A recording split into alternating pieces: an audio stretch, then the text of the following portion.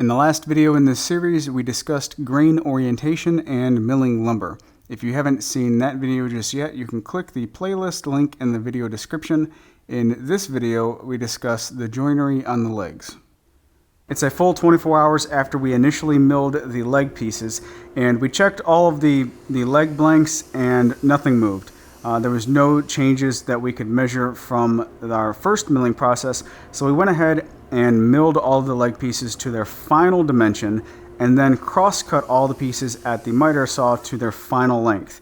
Once we've determined the best from the worst, we took the time to put them together as they will be in the final project, and at that point really twist them around, mix them and match them, and find out which ones are perfect for each situation. So in my orientation, I'm looking at the front of the vanity, and I've got my right, my left, and we have each one of these bundled together. So this is the lowers are facing me in front.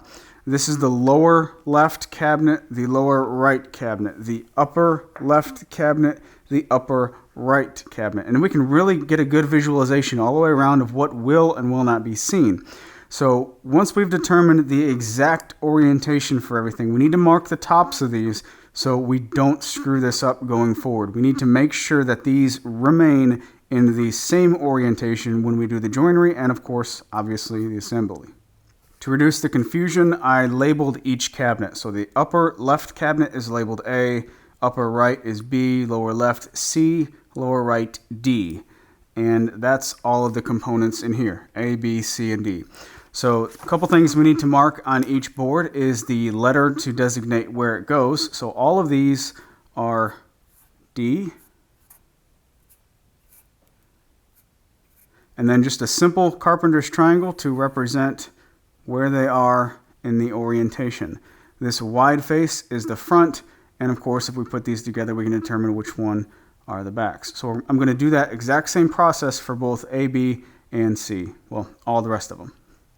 We're about to lay out all of the mortises on the legs and corner posts for the upper cabinets, and at this point things can start to get a little bit confusing. So I went ahead and on the inside faces where all the joints are going to be, made a very rough line just so I know by just glancing at this piece, okay, there's going to be mortise somewhere here, and on this side of the board. I did that for everything, and now I can lay everything out to be a little bit more precise and set up the router for my mortises. But before I do, I want to talk about the placement of these, and I want to show you a quick diagram. Cabinet A, B, C, and D. That's 4 cabinets, 4 corners per cabinet. Each one of these corner pieces, the legs on the bottom and then the corner posts on top, are all the same height and pretty much have the same geometry, just a slight difference. That means that there's going to be 4 mortises in each leg. There's 4 legs in each cabinet, and there's 4 of them. 64 mortises total for the main construction here. Things can get a little bit confusing, so to reduce the confusion as much as possible, I tried to size the vast majority of everything to be the same, and I came up with 2 different dimensions. The mortises on the front of every one of these cases, so the front rail top and bottom, front rail top and bottom, and then the front rail top and bottom, those will have 1 dimension of mortise going into all of these legs, all those connections. Everything else, so that means all of these side rails, bottom and top, the ones we can't see on the other side over here, and the back, all of those will be the second dimension. So the reason why I had to break this up into 2 is because there's going to be floating panels on the side, back, and side, and then the front right here, and of course these doors. There's not going to be a floating panel in the case construction here. So one of the reason that makes a difference is if I have a tenon on the end of this board going into a mortise on the end of this leg, and that tenon extends all the way to the bottom side of this rail, then that means the mortise has to extend all the way down there as well. And if I'm just slightly inaccurate with my mortise, then once this door is opened, I might be able to look in from the side and actually see the bottom of that mortise if it's chiseled just a little bit incorrectly. I want to completely avoid that possibility altogether by notching out the bottom side of this tenon. So there's going to be a little notch on all of the bottoms and all of the tops, respectfully, on these mortise and tenon joints. So over here, that doesn't matter, because if I extend this tenon into this mortise and have it all the way down to the bottom side of this rail, then it doesn't matter, because I'm never going to see the inside of this board, because once this is assembled, then we're going to come back and we're going to cut a groove for the panel.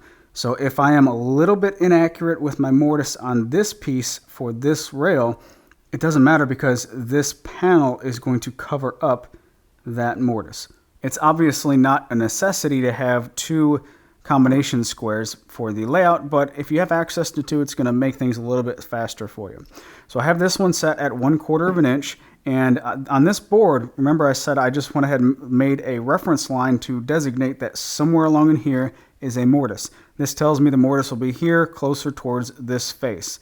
So I can say that the mortise will stop 1/4 of an inch from the top. So there's my stop line.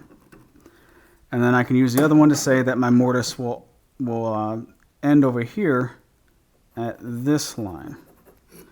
So this is the start and stop point, and really all I need for all of my mortises is to locate the start and stop line, because the distance from here, I don't need to draw this side of the mortise and this side of the mortise, because all of that's going to be controlled by the diameter of the router bit and the distance from the fence to the router bit on the plunge router.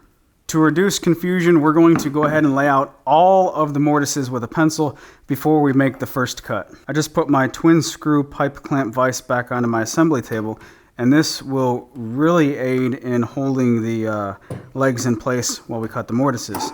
This is a very inexpensive way to get a very nice vise option for any type of work table. I have this on my main channel on YouTube, and I'll post a link for all of you guys to check this out if you're interested in making one of these vices. To make all the mortises, I'm using a plunge router as well as an edge guide attachment. Now, just like the twin screw vise that I previously showed you, I do have a free video on my main channel showing you how to make this universal edge guide attachment. It's a really handy attachment. It works on any plunge router, so I recommend making one of these if you don't already have an edge guide available for your router. Now, before we get into actually routing everything out, I want to talk briefly about the router bit itself. Both of these are 1/4 inch diameter router bits, at their cutting edge anyway, and they'll both produce 1/4 inch wide slots really well. One will be a lot more versatile than the other one though, and that is this spiral bit. So this 2-flute straight cutting router bit is good if you need to make a slot starting from the end of your material and then working your way into the material.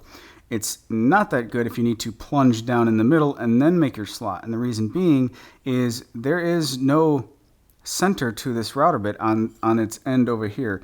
It's kind of hollow. So picture a 1/4 inch diameter drill bit that has no center point. It's not going to be too efficient.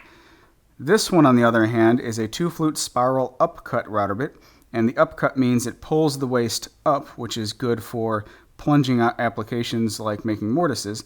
But because it's spiral design, the cutting edge extends towards the center of the router bit, and that allows it to efficiently plunge into your workpiece and then cut a slot. So for these mortises, this is the style router bit we're going to use. In this orientation, the router is upside down, and I have the bit just barely in the collet, and that's because I want to reference off of the shank of this bit. So this is the fence that I will be using to reference off of every outside face for all of the mortises, and I need exactly 1/4 of an inch gap in between the router bit and the fence. And the easiest way to do that is to just use a 1/4 inch drill bit, slide the fence in place, and then tighten down the fence. So now this guarantees all of my mortises will be this exact 1/4 of an inch from the outside face of all of my reference faces on all of the mortises. This universal edge guide has two faces, the front face and the back face, and which one you use to do the main referencing off of your material determines which direction you need to push the router, from your left to your right or from your right to your left. So in my case, I'm using the front face on the router because if you look down on top of the router bit will spin in a clockwise direction. So if it's going clockwise, then on my right hand side it cuts from the back closest to me. So as it's cutting from over here to over here, as I push this way, it's also going to want to, the cutting action will actually grab the wood just a little bit, and the natural motion of the router will want to counteract that and push the router that way. So for that reason, it's going to basically keep the fence tight up against the workpiece. If I was to use the same front face on this edge guide, but instead of going left to right, go from my right to my left, then what that means is it's going to, as it spins around, it cuts from on my left side closer to me to further away, and therefore it will counteract that and push the fence away from the face. I don't want to be fighting the router at all. I want the router to work with me as much as possible. So I will be cutting from my left to my right because the fence on my edge guide is the front one. To establish the depth of the mortise, we're going to use this turret stop. Now from manufacturer to manufacturer, it might be slightly different, but the process is pretty much the same to set this up. So in order to set up the plunge depth, let's first bottom out the router onto the work surface. Now we can bottom out this plunging rod to the bottom location on this turret stop, all the way down. From there, we're going to set this as 0. So up here on my scale, I'll move this down to 0. And then we can determine our plunge depth. We want to go down 1 inch. So I'm going to raise the whole rod to the scale at 1 inch. That means there's 1 inch from the bottom of this rod to the bottom turret stop. And I'll lock that in place really quick. Now when I start making my cuts, I know that I can go to the top turret stop here and plunge down just a little bit and work my way all the way through these turret stops as much as I need in each pass. And once I plunge all the way down to the bottom, I know that I will go a full 1 inch below the surface of the material. Setting the back fence on this jig is optional. You really only need one fence, but now that I have it, I'm just going to go ahead and use it. We've got 64 mortises to cut, and that means we're going to be here for just a little while. And anytime you have a lot of repetition, you're going to be in a spot for quite a while. Make that spot as comfortable and ergonomic as possible. So for me, I don't want to be standing up and bending over trying to get my eyes close to see what's going on, and that's just not going to be fun. So I'm using a shop stool that allows me to easily go from one side to the other very easily, and it also puts my eyes closer to the action so I can actually see what's going on. Now there's two things that we need to maintain contact with throughout the entire process. Number one, the front face needs to be pushed up against the front of your material at all times. If not, your mortise is going to be, well, it's not going to be in a straight line. The second thing is the bottom side of this edge guide attachment needs to maintain contact with the top side of our workpiece, and that's an obvious, but I bring that up because sometimes these jigs can get just a little bit tippy, especially if your workpiece isn't that wide. So you can, if you want, clamp in some extra material to provide extra material support. For me, I'm confident with keeping this nice and firmly planted, but always keep that in mind that you can always add some extra stuff. The only area for concern for me is at the very beginning of my mortise, because the first half of the jig over here, or the edge guide, is just hanging off into space. So if I do let go, it's going to tip. Now, you obviously aren't supposed to let go of a router regardless of what's going on, but just keep that in mind that the base can get a little bit tippy if you are not familiar with doing this process, and if you're not keeping an eye on exactly where the edge guide is in relation to your workpiece. To make the mortise, I'll make a full depth plunge at both the start and stop edge of the mortise, and then nibble away the rest of the material in multiple passes. And don't try and take out too much. You'll quickly realize that the router just won't allow it.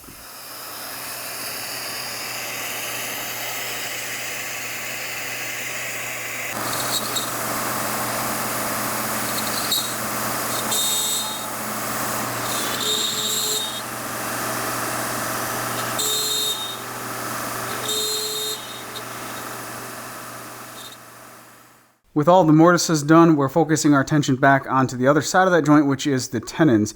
And this is all of our tenon stock that we milled for a second time down to its final thickness. Now we can joint one edge at the jointer and then rip all of our pieces to their final width.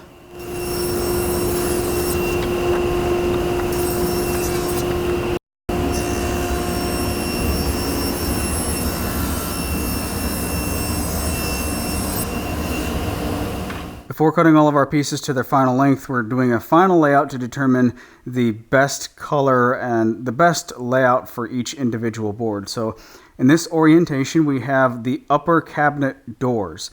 These are all 4 of the stiles, and then these 2 boards right here are all 4 of the rails. We still have to cut these and get the pieces out of them as well. But you can get a good idea by just laying out all your pieces how everything's going to look.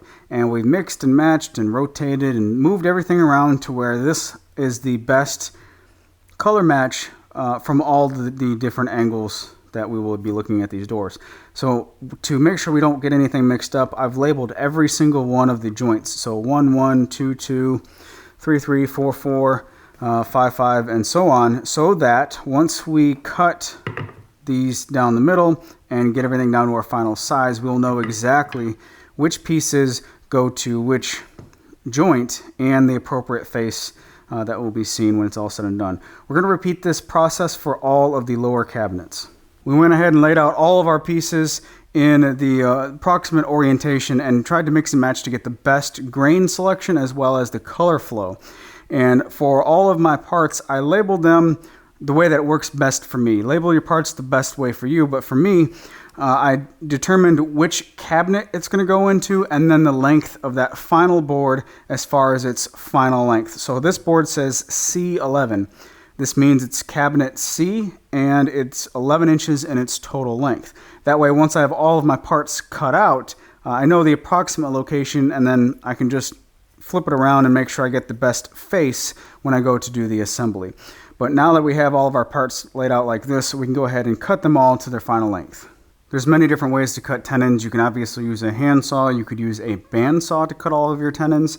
You can use a router to cut all your tenons. For me, I personally prefer to use a dado stack and a table saw. So that's the method that we're going to go with. So let me bring the camera in closer and show you my exact setup. For the setup, I have a 3/4 inch dado stack installed, and this is set to the dado stack's max width, but it is not as wide as I need it to be. I need a full 1 inch length tenon. So in this case, I'll have to make 1 and 2 passes to get the full 1 inch length that I need. That's no problem. Beyond that, I have my miter gauge with a sacrificial fence installed, and then a sacrificial block in line with the dado stack installed behind the sacrificial fence. And what this does is twofold. Number one, it acts as a dust shroud. So as I push this through, the blade is fully enclosed inside of this block, and therefore all of the dust that is being generated is going to be pushed down into the table where it belongs. Number two, it's a little bit of a safety measure because if the blade is fully encased into this piece of wood, I can't accidentally bump into it. We're obviously supposed to stay away from the blade and keep our hands away, but this will guarantee that nothing can actually touch it as it's making its cut. A general rule for tenons is that the tenon thickness should be 1/3 the thickness of your material. So I sized this purposefully at 3/4 of an inch thick, which means the tenon should be 1/4 of an inch thick. So if it's 1/4 of an inch and it is dead center of a 3/4 inch piece material, then it should be 1/4 of an inch shoulder, 1/4 tenon, and another 1/4 of an inch for this other shoulder back here. Now, if we come back to this leg piece, remember our mortises we cut them at 1/4 of an inch in width, and they were also 1/4 of an inch from this outside edge. So if I raise the blade to get this absolutely perfect, and it may take several times, I made several test pieces here and finally got the blade height established so that it is perfectly centered and it is 1/4 of an inch in width. And if I put it into this mortise as a test, this outside edge should be nice and flush, which it is, and we can finesse this with hand planes later. But we want this to be really close right now. Now, a couple things to note here. If I push this all the way in, that tells me a couple things. Number one, if there's no gap anywhere, then my shoulders are nice and square. That means that this angle from this miter gauge to the fence is indeed 90 degrees. Also, if I don't have a uniform gap, like there's no parallel gap right there, that also means that the tenon is not bottoming out into the mortise, which means the lengths are set appropriately. So I have everything fitting the way it should. I made several test pieces to verify that. Now, and only now, I can run all of my pieces and batch out all of the tenons. One final thought in regards to sizing the thickness of your tenon. I want all of my tenons to, in this case, it's holding itself up against gravity. Now, this isn't a really big piece. You don't want something too heavy. Like if I go this direction, it's not going to hold itself up against gravity. This board's too heavy. But in this case, we have a friction fit. It's holding itself up against gravity, but it's light enough to where I can insert it easily with one hand. That's, in my opinion, the perfect fit, because modern glues, modern PVA glues like Type-On 1, 2, and 3, they have water in the glue. Well, what happens when you put water on wood? It expands. And if this is so tight right off the saw so that you have to use a mallet to put it together, well, what's going to happen when you put the glue on it? Well, it's going to expand, especially if you put glue on both the mortise and the tenon. It's going to expand so much that you're really going to have a difficult time putting this together, and you could probably end up damaging your material. So the perfect fit is something that will hold itself up against gravity but is easily inserted and removed. Just a little bit of friction is all we want, and then that way we can just let the glue do all the work. We have all of the tenons cut on all of our rail material, and to reduce confusion, we laid everything out in its appropriate orientation. Now, if you notice, everything is stacked too high, so the lower ring on each one of these is the lower rails for each one of the cabinets, and same with the uppers. So we have cabinet A, which is the top left, cabinet B, which is the top right, cabinet C, which is the lower left, cabinet D, which is the lower right. And then also, every single one of these tenons needs to have a notch cut on one side or another shoulder, and it is set, the dimensions are the exact same as the dimensions for the main part of the tenon, so the setup on the table saw is exactly the same. Now, we do not include the fronts in this particular cut, so these fronts don't get cut, those fronts don't get cut. The other three sides of each one of these cabinets, on the top of the top rail, we get that notch cut on both sides, and then on the bottom of the bottom rail, we get that notch cut on both sides. Like I said, it's the exact same setup with the table saw, so we're going to go ahead and get that cut.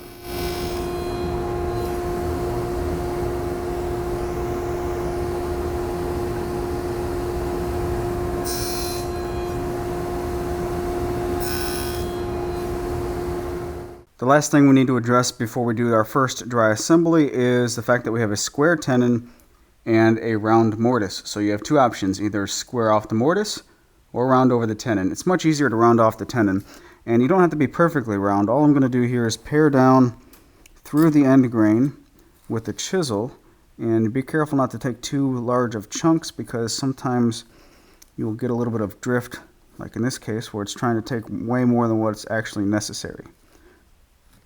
The grain is not cooperating with me on this one.